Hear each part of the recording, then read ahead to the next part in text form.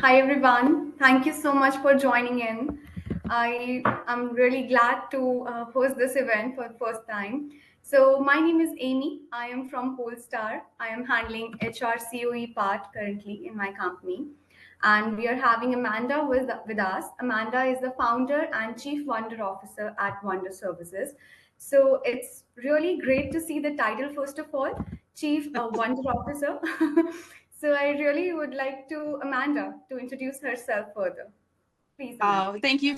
Thank you so much. It's a pleasure to be here today. I really appreciate not only getting the invite for this conversation, but what you're doing to highlight women in tech is just an amazing thing that you're doing. So kudos to you and the organization for doing that. So a little bit about my background and maybe why Chief Wonder Officer. So I spent 16 years in global procurement, doing large scale transformation. So it was a ton of fun. I did everything from insourcing and outsourcing to merger and acquisitions to new property openings to 3 SAP deployments, many Coupa implementations. I mean, you name a procure tech, I've probably deployed it.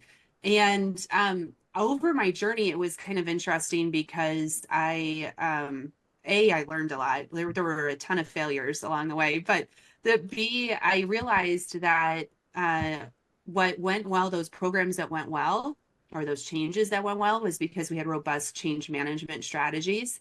The ones that didn't go well was because we didn't have robust change management strategies and therefore a lack of adoption. So 5.5 years ago, I decided to change that.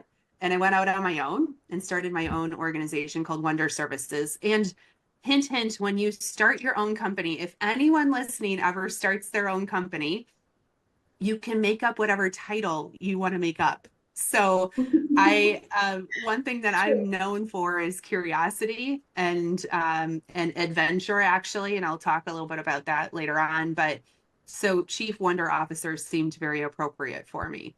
That actually suits you. That's really nice.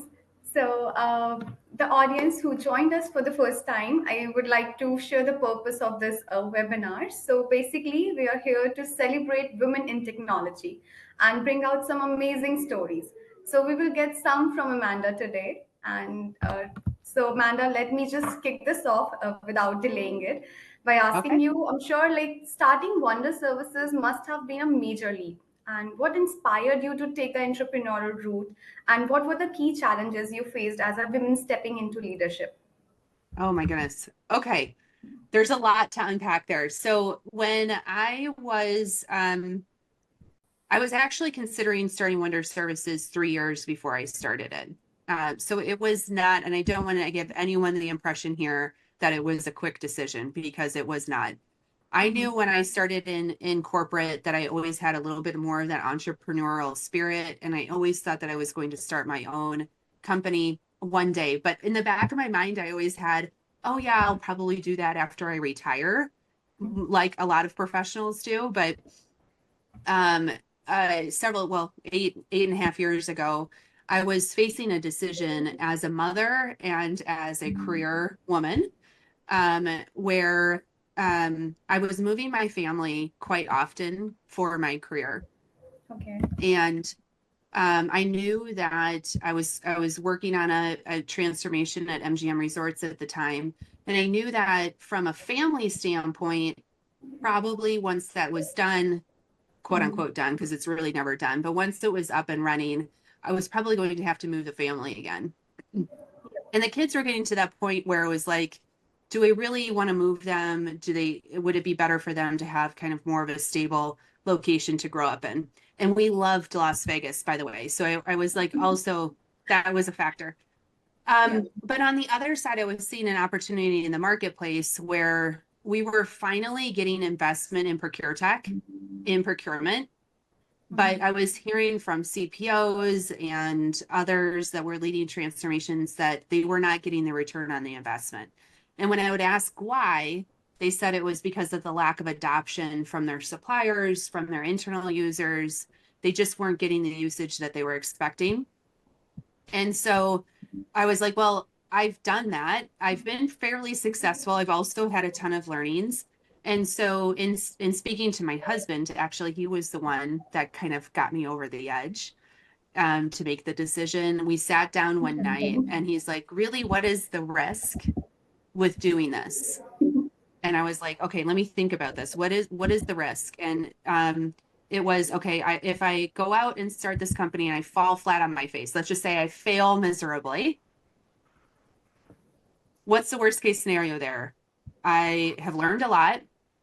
I met a lot of super cool people, and I can always go back to corporate. And so that night it was like, okay, this is what I'm doing. Took about 3 months for me to kind of get organized and everything. And here we are 5.5 years later, and I have a team of 37 people across the globe. And we are helping companies be extremely successful in their transformations. So that's it's been an amazing journey. One's probably not for everyone, but it has been an absolute amazing adventure for me.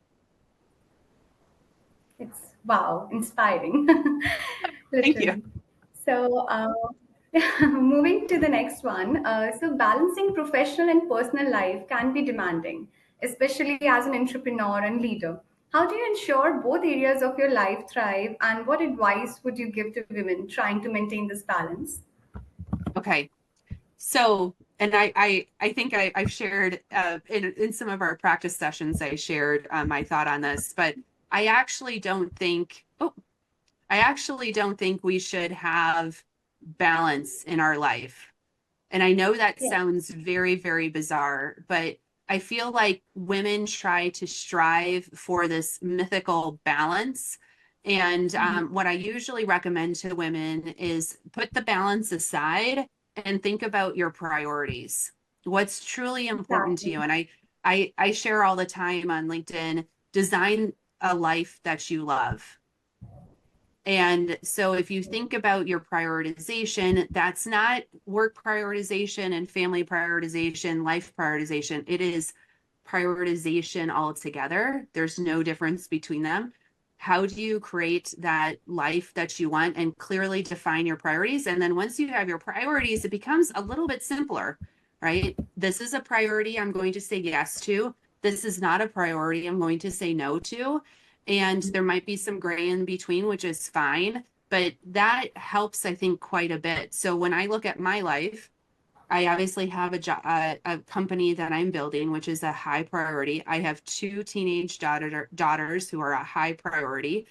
I love adventure in my life. So anything that comes with an adventure, a vacation, a spur of the moment vacation or whatnot, I'm usually game for. So just have that really well defined, and it will help you feel more in sync with how you're living your life. Completely agree. That's wonderful story. Seriously. So, moving to the next, having built a career in industries like CPG and hospitality, have you encountered any kind of biases at workplace? Could you share any personal experiences with overcoming such biases? Yeah. So I will say, I want to be very clear on this. I was completely blessed in my career. I had amazing women leaders who showed me the way. I also had amazing men leaders who also showed me the way. Like it would, I don't know how I was so blessed, but I was. So I want to point that out first. And you can find that wherever you are today. Some of those amazing leaders I didn't report directly to. They were other leaders in the organization. I was like, that woman has an amazing family and an amazing career. I want to go meet her. Right. And some of those people are now some of my dearest friends in life. So you can look for those people and have those relationships, but there are still biases. Most of the time, especially in the early parts of my career, I was the only woman in the room, by far the youngest woman in the room, like the youngest period in the room. And then I usually had like I progressed pretty quickly in my career. So I also was typically like a very young director or a very young vice president. So there were dynamics there. But one of the things that I was told early on, actually, by a woman leader was, Amanda, you got invited to the meeting. right? And I just use this as an example. You got invited to the meeting, so therefore you're expected to provide value. You're not expected just to listen in the corner or let other people speak up because you're the youngest or you're the only woman or whatnot. You're there because someone thought you could provide value, so provide the value. So it was like a game changer for me. I was like, I'm in the room. I got the invite, right? And a lot of people, they're like, I'm in the room, but I'm too afraid to talk because so and so is here, or I'm the only woman here. And that completely changed the ballgame for me. But one of the biggest biases that I think I came across was women in our roles. We seem to be outspoken, and we were talking about our daughters in the pre before we went live, and I have a strong-willed daughter. I'm also very strong-willed, but I will say that has helped me progress in my career. Some people might call me stubborn. Some people might say that I am very transparent in my questioning. And when you're a woman like that, and a lot of us are, I've noticed this particularly in procurement, but also in tech, like we're not bashful women. We usually have an opinion and we share our opinion. But sometimes because of that, we get called aggressive. Yeah. And I think a lot of what we're trying to do is to be assertive. And if you look at men who have very similar behaviors, they typically don't get labeled as aggressive. They typically get cheered on for what they're doing. But I've seen several women in my career get held back from promotions because they're aggressive. Other ones get assigned an executive coach to change them. Like that, I think, is the biggest bias that I've come across, is that women can be assertive, and a lot of women are, but that doesn't necessarily mean they're being aggressive. And so if there are any men champions on the call today, which I love, thank you so much for being here. We need to keep that in mind when a woman is being assertive and not labeling them as aggressive. And same with women. Like women sometimes are most critical critics, if I can call it that. Always. We need to also be very conscious of that bias. Exactly. That's very interesting. That's completely relatable also. I can Oh, see myself okay. sometimes in between. So, yeah. So, moving towards next, that was very interesting. As the founder of Global Women Procurement Professionals, which is GWPP, how have you Yes. seen the impact of women supporting women in leadership roles? How do you think women in tech and leadership can continue to uplift each other? Oh, okay. So I already just said a little bit of this, but Yeah. um, women in general have made tremendous progress over the last several years. And I will say we still have a ways to go, but I have been just super like happy about the number of women CEOs at tech companies. And that seems to be growing. Same with chief procurement officers. We're heading down the right path. I'm not saying that it's perfect, but there has been a lot of success. But women are often not supportive of other women. And I think that's been ingrained in us culturally because we have this mindset that not too many women get into leadership positions. So if it's scarce, then we go into this scarcity mindset, like if she wins, I don't. Hmm. And that is not a good place to be, because when you have a scarcity mindset, you're automatically a victim in that situation. And victims usually, and I'm using that word loosely, but victims usually don't progress because they feel like something's being done to them versus them taking control of their destiny, right? And so when you have an abundance mindset to say, you know what, that woman just got a promotion to CPO, I am going to cheer her on because now she's paving the way for myself and others to also gain that position. It's a totally different ballgame. Okay. So what we see in GWPP is we'll get wonderful panels of women together, either virtually, like what we're doing here, or in person. And you can see women all of a sudden have those breakthroughs around, if I actually help support other women in my network, that's helping all women, myself and others in my network. Mhm. So I would encourage all women, as you're thinking about how we're supporting each other, to check ourselves.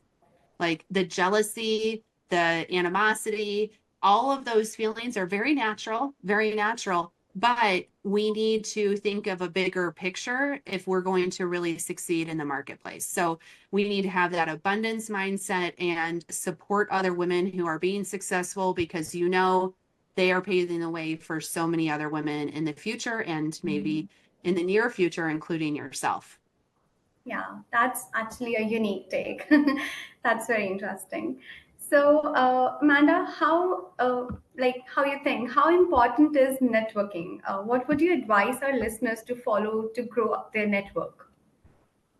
Okay, so I uh okay, networking changed my life. I'm just going to say it that way. Okay. So, um, in 2000, gosh, it was probably 2014, maybe 15, somewhere around in there. Um, I decided to start sharing some thoughts on LinkedIn. Mhm. And it was because I got frustrated at a conference because we were talking about having a seat at the table, which is a very common topic in procurement. How do we find the seat at the table? And it might be in tech and women too. How do we find a seat at the table? But my I realized I was sitting there and I was like, we've been talking about this for 15 years. And either we're happy that we don't have a seat at the table and we just like to talk about it, or we're asking the wrong question. So I decided to start publishing my thoughts on LinkedIn, and my network grew dramatically after that. So Wonderful. now your path might be completely different. But what I coach several women, in so as their coach, what I always try to focus on, and I think a lot of women don't even think about this because we're too busy with our Mhm. day-to-day demands to even take a step back and think about it. But I ask them, what do they stand for? Right? Like, when someone thinks of you, what do they Mhm. think of? So that's an image thing. So if people think of you as, I don't know, it could be a plethora of things, right? What do Yeah. people think of when they think of you? I Mhm. think you have to get that in your mind and try to cultivate that, right? If people are thinking X and you want it to be Y, then how do you go out and you change that image? And there's all kinds of different ways to do that. I'm not going to go into that today, but hugely important in your networking, because likely someone has been like, how do you network? You get introduced through someone that you already know to a new person, but that Mhm. someone that you already know has an image in their mind of you that's not consistent with what you want, that's going to impact your networking, right? So, Exactly. but also meeting new people and cultivating your image will help Mhm. solidify what you want it to be. Okay. So that's an aspect of networking. The other thing of networking is, what's your unique perspective that you can share with the world. And when you meet someone new and you can share that unique perspective, then Mhm. that bond is created much more, it's a much more solid bond when you network with someone, when you have a unique perspective that you're sharing. Okay. Yes. So networking now, like, and it's not, I, and women do this all the time. Mhm. They say, hey, I want you to be my mentor. And I think we're Yeah. talking about mentors here in a second, but networking is not that. Networking is finding people that are going to make you better and Yeah. building a relationship with them. Hugely, Catching hugely their important.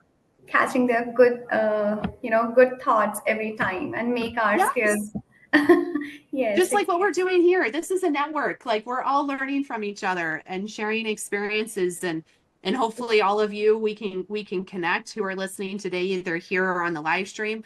Let's connect and build a network and learn from each other. That's the greatest thing ever. That's wonderful. Yes. Seriously. So that's very nice. And which brings me this, like, what skills, key skills or areas of expertise do you believe women should focus on when upskilling themselves, particularly in tech and leadership, to stay ahead in an evolving industry? Okay. All right. I'm going to start with tech and then I'm going to go into leadership. But if I don't get to leadership, call me out and I'll make sure that I do that. But I can get a Sure, little I'll be bit jazzed about these topics. Okay. So okay. from a tech standpoint, what I will say, obviously, there are several more tech skills that you can develop, like as AI is coming on, et cetera. I'm not going to talk about that necessarily. But the biggest soft skills that I think are going to be critical for anyone in tech is curiosity, Hmm. right?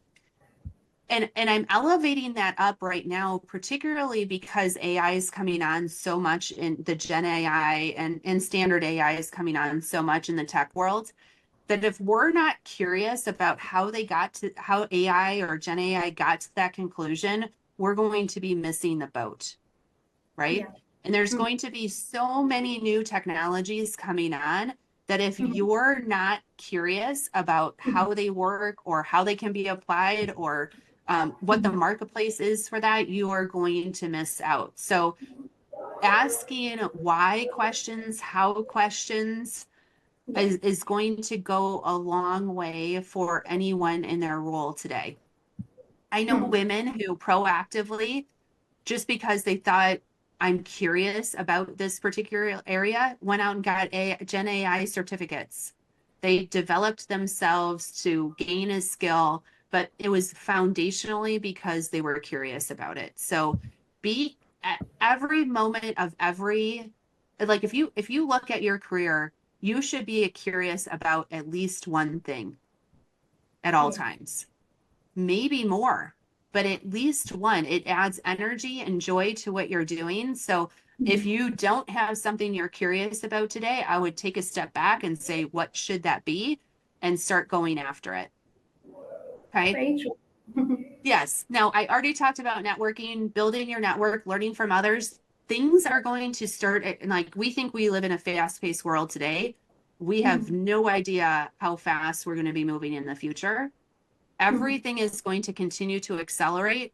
So the way you're going to learn and stay above the trends and understand what those trends are going to be is through your network. So I cannot encourage that enough. So those are two skills for tech that I think are absolutely critical.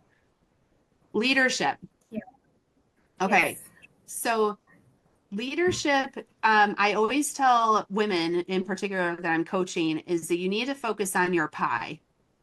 And Hmm. that is performance, image, and exposure. So if Hmm. you're not managing your pie, you're missing out on a leader as a leader because you're not going to be able to influence decisions. You're not going to understand what conversations are going on in the room without you in the room. Like I always tell people, what's going to happen when your name is brought up, Hmm. but you're not in the room, right? Is that going to Right. be a positive experience? Are people going to support you as a leader? You Hmm. need to cultivate your pie. Okay. The Yeah. other thing as a leader is focusing on where are you spending your time? And I tell leaders all the time that a third of your time should be focused on your development. Kudos to everyone listening here. You're focusing on your development, but a third of your time should be focused on development. A third of your time should be developing your team, Hmm. and a third of the time is doing the work. So it's a third, a third, a third ratio. A lot of leaders get that absolutely wrong. They spend 90% of their time doing the work, 10, maybe 8% of their time developing their team, and any development of yourself is out the window.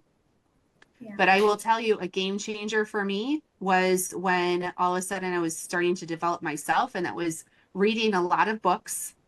Actually, I listened to them on my commute, but it was putting the work in to develop myself. And all of a sudden, when I developed myself, I could develop my team, and I had better strategies on how to do the work. So Okay. it all starts with developing yourself. Yeah. So you like books, right? You're a book I reader. do. I do like books. I don't know. Oh, well, you can't see, but I have a whole bookshelf of books back here. I can. Actually, I am also running a book club in my company. So it's a hobby club Oh, we are running for book readers and book lovers. So I can totally relate that. okay. That's So, very and inspiring. I don't know what type of books you are reading in your book club, but one leadership book that I would highly recommend, it's called Multipliers. It's Okay. how you, if you're a really good leader, you multiply other really good leaders. Hmm. And it's just a fantastic read. So if you have not read it yet, I would put that on your list, Multipliers. Definitely. That's my plus. Yes. So, yeah. So maybe you have covered some of the part of my next question. Like, what advice would you give to women aspiring to take on leadership roles in tech and procurement functions? Um, okay. Oh, I did cover a lot of this. Let me Yeah. think of something new That's that I right. I was could. just realizing, but I still want to ask. Um, okay, so let's talk about a woman who's transitioning out of an individual contributor role into leading a team, because that is a huge change, no matter if you're in tech or in another area of an organization. Mhm. Um, One thing that I have found, oh, we're getting some really, really good questions, by the way, coming into chat. I'm watching chat and I'm like, oh my gosh. Okay. So, so when you're transitioning into a leadership role, one of the things that I tell women all the time is how you act in a meeting matters. Okay? Mhm. So when you're an individual contributor, you're there to offer statements. Like Mhm. it is, this is how it is, this is how it isn't, this is how it works. Those type of answers usually are what you're providing in a meeting. Yeah. When you transition into leadership roles, now you have a team that would be doing that work, but often leaders keep that same behavior. They're still answering those same types of questions. So, what I encourage particularly women to do is get really good at asking questions. Okay. Mhm. So, as you become that leader, it moves from answering questions to asking questions. And therefore, if you ask, most of the time when I asked a question in a meeting, I already knew the answer, but I'm not going to make a statement. I'm going to ask a question because then it facilitates this wonderful dialogue within the group. You might get a more robust answer than what you were thinking of, but it helps encourage your team to be thinking about the answers to those questions. So it's Great. Mhm. yeah, it's developing your team, and then you're leading because you're getting to a better answer than what you originally thought to begin with.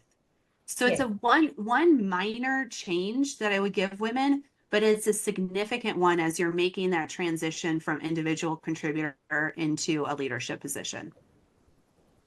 That's wonderful. Yeah. Very exciting. Thank you so much. So, just for like little more interest, we have a rapid fire round for you, Amanda. Oh I boy. hope you're Okay. excited. Okay.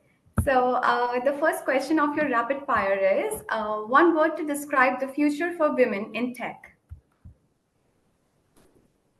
Exciting, bound like it is a new frontier, and everyone should be, and I know this is longer than one word. I Yeah. would I would say adventure, Okay. That's right? nice. Like it is ripe with opportunity.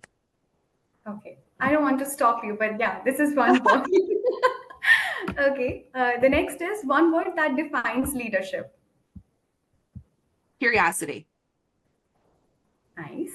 One word to describe your entrepreneurial journey. resilience, Nice. One word for what drives you every day. adventure, Okay. One word to define your proudest achievement. 2 words. My Okay. kids. Oh, wow, that's very lovely. I Yeah. really love it. A wonderful conversation with you, seriously. And so, Amanda, we have an open floor for Q&A round now. So maybe our Okay. audience will have we can see there are so many questions for us. Yeah. So let's just check that, and we can take some of them. Okay. There's so many in here, but man, Yeah, the last one that came in about mom guilt is good. let me see that.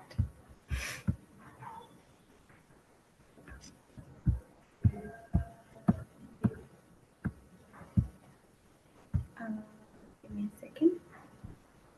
Okay. We had one about mentorship. Do you want me to take the one about mentorship? I can Yeah, answer sure. that one really quickly. Sure, please. Um, okay. So thank you for the question about mentorship. There's a couple of things that I would point out here. I never approached anyone in my career asking them to be my mentor. Okay. It wasn't like, hey, I really would love to meet you. You be my mentor? What I did was just I approached, like, there's Stacey Taylor. She's been an amazing mentor in my life. Okay. She was a leader of mine, but she was a mom, a powerhouse in her career.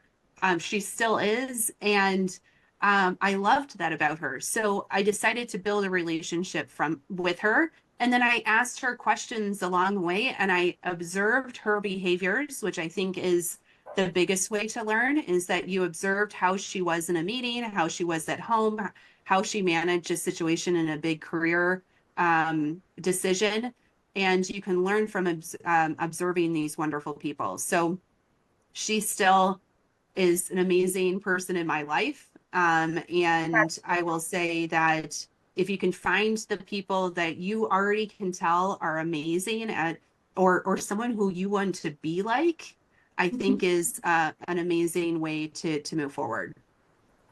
That's great. Wonderful. Mhm. I hope the person who questioned like the answer. So the next question, I'll read it for you. It's women often have a high emotional question, which can sometimes be overwhelming. How do you manage your emotions at work? Okay. I probably am not the best person to answer this. I'll just be transparent on that. I Okay. um I have cried in meetings. I've had extreme joy in meetings. I've had anger in meetings. And I think as women, we're often told to hide a lot of that, right? Now, am I crying in every meeting? No, I'm not. I mean, there were some meetings where um a colleague of mine just lost a loved one, and we were talking about it, and of course I'm going to, that is an emotional event that is something that I think is totally okay to be crying in that meeting. So um the the way that I don't I think sharing your emotions is completely okay as long as it's not extreme on other end, right? Like you do I someone that's crying in every meeting, that might be a problem. But if if you want to show emotions at work, I think that's okay. But if you do feel like you're the one crying in all the meetings, or you're angry in a lot of meetings, I would also take a step back and ask yourself, is this where you personally want to be at this moment in time? Because if you're showing that many emotions at work, there's probably a misalignment between those priorities that I was talking about earlier on and the situation that you're currently in life. And so I would take a step back and say, okay, is this where I need to be? And do I need to shift my priorities, shift where how I'm managing my day to day, and do something different? So I know that might not be easy to hear, but if you have that nice balance of, not always being emotional, then you're fine. But if feeling like it's an extreme, I would check your priorities. Very useful. Yeah. So we have one more. Let me check. Okay, on the aggressive part. So Someone loved your point, absolutely. And being assertive as a woman often gets mistaken for being aggressive. So, how do you suggest we tackle those situations? Okay. So, this one is not an easy one to do. Okay. So typically this feedback comes in the form of a performance review. And or other feedback that you're getting from a leader or a stakeholder, right? And the first thing that I coach the women that I've coached in the past to do is to ask for particular examples. If you're not getting particular examples of where that quote unquote aggressive behavior has been, I don't know, like there's an example of that aggressive behavior, then ask for it, because that's the only way that you're going to know, okay, am I thinking that I'm being assertive, but people in the room are thinking that I'm aggressive? So let's get those examples down. What I've found most of the time is those examples are you being very assertive and not aggressive. And then the follow-up question would be, what would be different in that situation? And ask the person that's giving you this feedback, what would be different in that situation to make that situation assertive versus aggressive, and see what they have to say. Because most of the time, they don't know. Yeah. Okay. And it Yes. brings back the point, if you ask a question for feedback, like, okay, see that this is the example, but what would make that situation for me to be assertive versus aggressive? And if they don't have the answer, then you can say, I believe I was being assertive. And Can I aggressive. continue to be assertive in those situations? Right? If they do Exactly. have feedback around how you could have behaved differently, then that's up to you if you want to take that feedback or not. Yeah. Okay. Amazing. It was a lovely take, Amanda. Seriously. Thank you. I'm so glad we connected today and we shared a lot of stories. So this was super exciting and wonderful experience to host you for today's session. Thank you so much for the lovely session, and thank you so much, audience, for joining in and having us. We'll see you soon again, maybe. Okay. Yeah, I would hope so. And please, if anyone wants to connect with me, I am on LinkedIn. Yeah. You can find me under Amanda Prochaska. My organization is Wonder Services. If you want to check out, we do a lot of change management and user adoption work. Would love to stay in contact with everyone who is on here today. Certainly. Sure. Thank you Thank so much, you. Maya. Thank you so much, Have everyone. have a great rest of your day. You too. Thank you so much. Have a Bye. great day ahead. Bye bye. Bye.